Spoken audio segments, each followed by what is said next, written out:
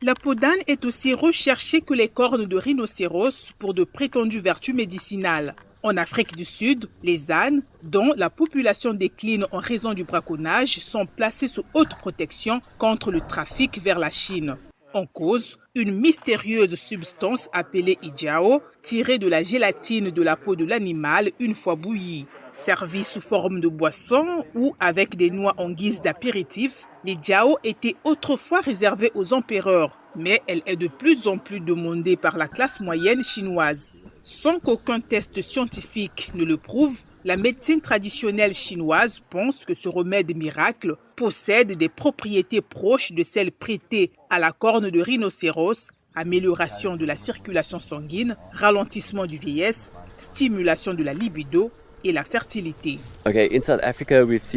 En Afrique du Sud, nous avons assisté à un déclin rapide de la population d'ânes en raison du braconnage pour approvisionner le commerce chinois.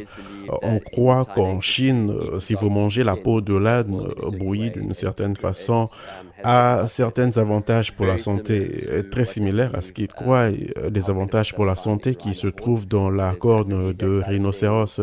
Il y a le côté aphrodisiaque des choses, le côté fluidifiant du sang.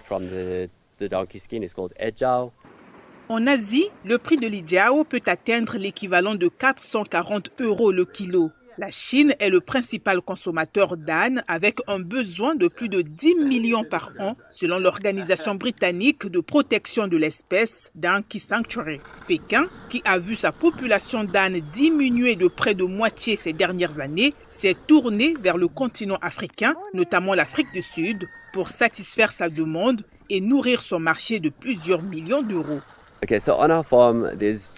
Sur notre ferme, on s'est efforcé d'aller chercher des ânes qui sont dans des états misérables et de les racheter.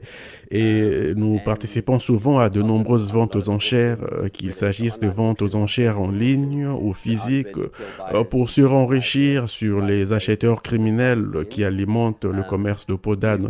Nous avons constaté, vous savez, une augmentation rapide du prix des ânes depuis que le commerce de peau d'âne a frappé à l'Afrique du Sud, alors que les prix étaient assez bas il y a environ 5 ans. Ils ont presque quintuplé.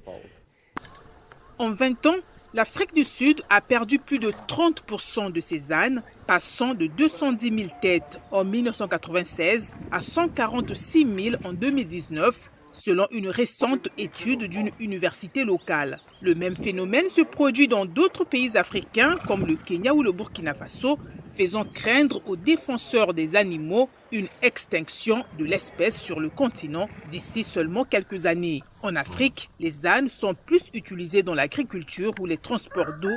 Sa peau n'a aucune valeur commerciale.